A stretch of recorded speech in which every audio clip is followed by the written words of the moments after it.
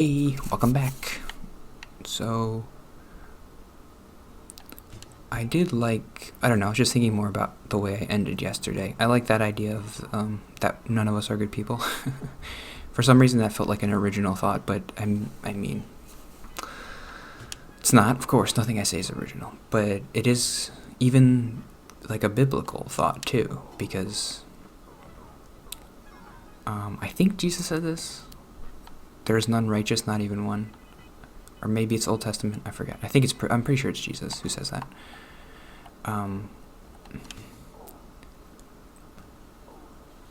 We I don't know. I just feel like especially me and everybody, we spend so much time trying to convince ourselves that like, no, we're okay. Like we didn't murder anybody. We're fine.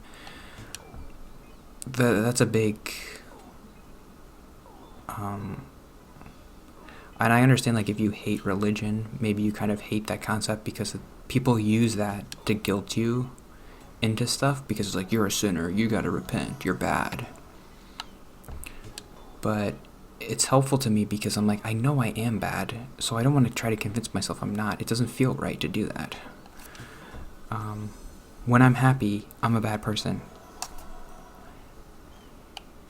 It's the truth. I don't want to deny that. But yeah, I don't know, it just stuck out to me because like, oh yeah, that's obviously like a very huge part of Christianity is like everybody sins, nobody's without sin. But when I reframe it into the context of like, I don't know, I've always thought like, oh, I'm a good person. But no, you're not. I'm not a good person. Nobody's a good person.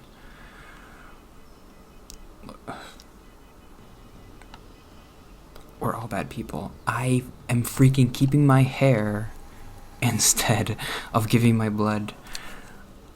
You can't get any worse than that. You can't get any more vain than that. I would rather keep my hair than help like a person with COVID who needs my blood. That's the wrong decision.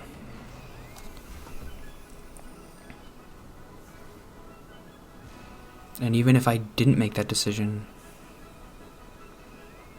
maybe I would feel good about myself. Like, ooh, I gave up my hair instead of giving blood, so I could give blood. I would feel good about myself. That makes you a bad person. There's so many ways to be a bad person that it's okay to do it. I mean, either be a bad person or die. Those are your two choices. And sometimes it's like, well, maybe I should not be around, but don't do that. If you're suicidal, don't do that. You know my stance. If you've watched my videos, you know my stance is suicide is bad. Because I had opportunities, like, or not opportunities, but like ideations, and I didn't do it. So some part of me wants to be here, and it thinks that it's good. What does the iceberg guy do? Oh, that's interesting. I don't like that.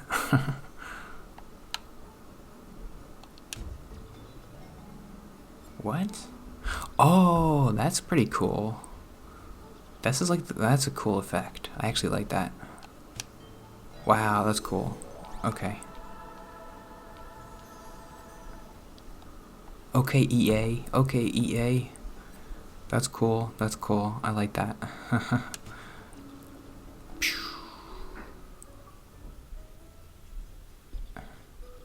That's pretty cool. It's like air hockey.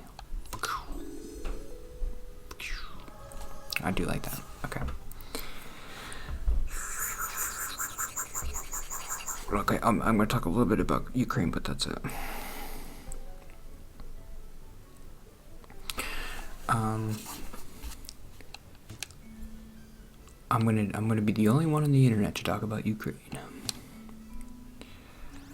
I just have one point that I thought was interesting that I wanted to talk about, because last week I was talking about how I don't understand why Putin's doing this. I don't understand. Doesn't make sense. And I heard somebody explain it, and it was kind of interesting. Like, this is the only possible explanation for why he did this, which was he thought he had a plan, like, okay, let's build up troops around Ukraine, let's tell everybody it's just an exercise. Then on February 24th or whatever, my birthday, 23rd or 20th, overnight, let's just bombard them, take over Kiev, take over Kharkiv or whatever, the major cities, and just have them surrender in one day. And then there's like no violence.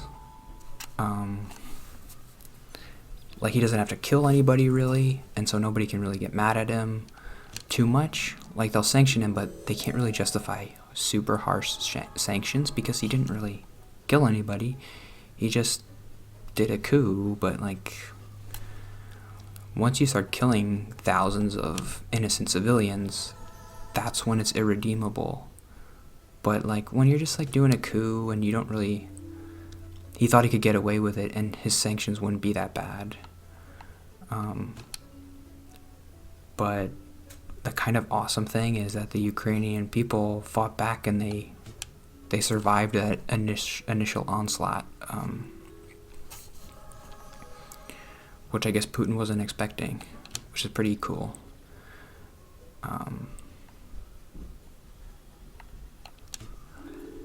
So now Putin's pretty screwed. Everybody hates him. His economy is tanking because of all these crazy sanctions. He, from all accounts, looks like he made the wrong move. This won't help him in any way,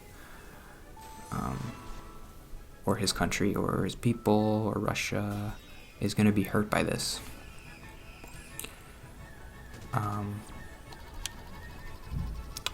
Yeah, we did it, we really did it. He thought the people of Ukraine would just instantly surrender. So that plan does kind of make sense. He didn't want to get involved in like a prolonged war, and that's why you see now he has this convoy that's 40 miles long heading to Kiev, and it seems pretty bad. Like, okay, Ukraine might not be able to hold off this convoy, but damage is done to Russia. The more it's only, it's over. His country is like almost irredeemably like ruined by these financial sanctions. They had to close their stock market because it was tanking. They haven't traded since Friday. And if you look at the Russian ETFs, it's like down 80% or something. Actually, let's look at it at the end of today in 4 minutes. But I just thought that was cool, that the Ukrainian people kind of screwed up Putin's plan of just like having an overnight coup. And if that happened, the US and Europe maybe wouldn't have been so harsh on him, because it's like, well, nobody died, so what? He's got another puppet government in Ukraine like he's got in Belarus. Who cares? Like, we'll make a couple little sanctions like we did with Crimea, but that's it. But once he had to start bombing civilian buildings and hospitals and schools, it's like, okay, you're doing the worst thing anybody could ever do. You're like a supervillain. We wish you were dead. This is the worst thing that's ever happened in the past 50, 70 years. You're an insane person. not even China likes you.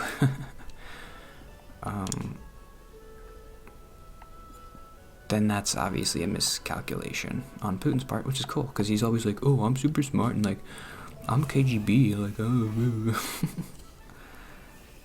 You screwed it up, Putin. You screwed it. That's the thing that a lot of people have said is like, what's kind of scary, because at a certain point he will have nothing to lose. He's got these nukes. Like, if his country's collapsing and everybody hates him, maybe he'll just like nuke Poland or something. Who knows?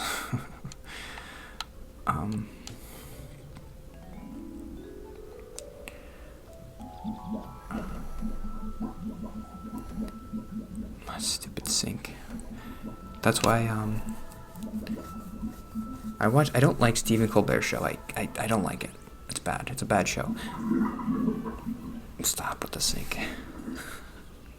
Whenever the people upstairs like use their sink, my sink like barfs, and it's not great.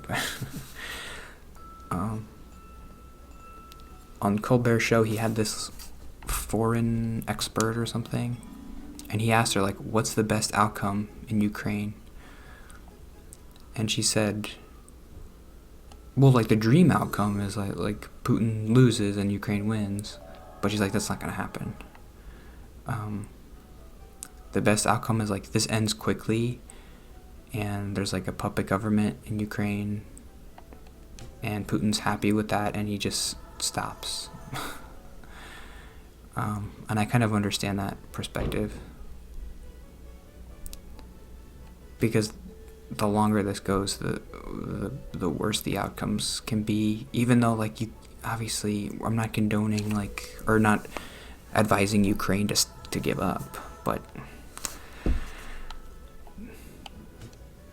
the longer the war goes, the worse things get.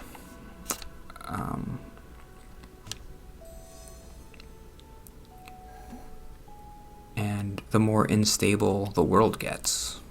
And even though it would be bad for Ukraine to have a stupid Russian government, it would be stability. I don't know. I'm being very that's a very conservative take, I feel like. A conservative is like, I want everything to stay the same. But that is one of the, I don't know, they're all bad outcomes, but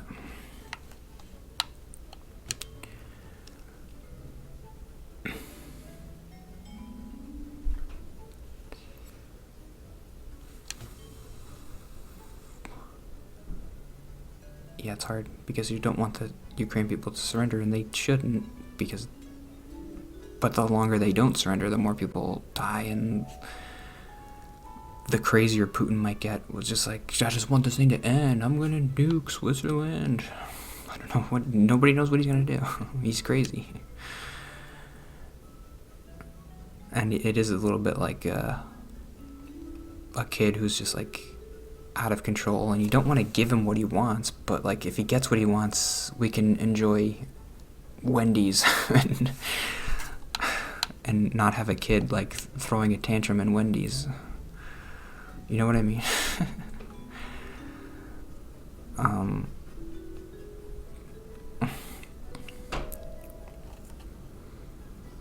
I said Wendy's. I wanted to say Fuddrucker because I thought that would be funnier, but that's good. I gotta work on my improv.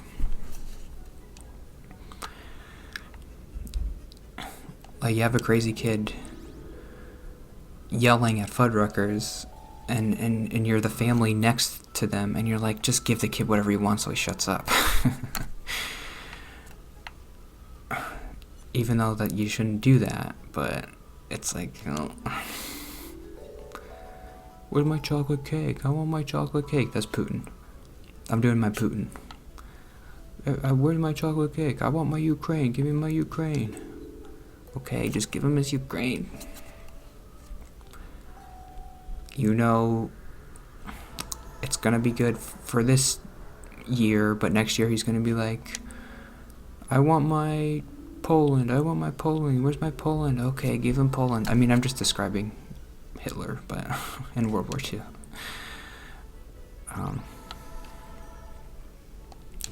But Putin is crazy. And we're lucky that he's like not as tactically capable as Hitler. Because Hitler did conquer a lot of Europe. And Putin is just like bad at it. Because he couldn't even conquer Ukraine without his country collapsing economically. Okay, let's look up the ruble real quick. Ruble. The ruble's kind of not. I mean, the ruble was terrible before, and now it's dropped, but it's holding steady at like 0.009. Moody's downgrades Russia's credit to junk.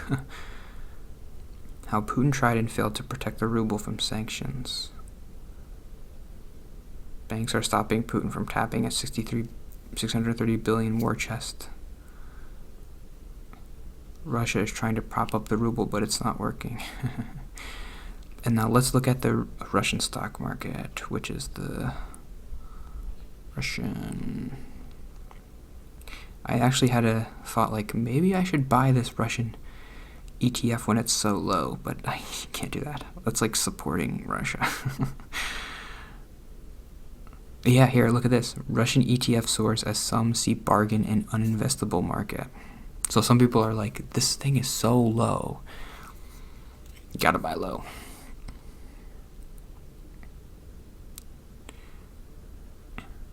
ETFs are becoming Russia's entire market as Moscow exchange remains closed. Russia ETF drops meme-like stock trading frenzy. I want to see. Okay, it's called iShares MSCI Russia. iShares MSCI Russia. And how do I see the chart? I like looking at the charts. Ooh, see, it went up. It was down to $8. It was down to $7. Can you see the graph? Oh, but this was just today. Oh my god. So on Friday... Oh no, on Friday it was... Oh my god. What the... On Friday it was $25. And today it was $8. So that's a bit of a downswing. Let's look at the chart. Oh yeah, wow. Wow. Look at that chunk. It really tanked. That's fun. I mean, it's not good for the people in Russia. They're screwed by this crazy person. But it's kind of nice to know that we can have an effect even without war. Like, we can cause punishment to Putin even without sending bombs and killing people. It's cool. See you tomorrow.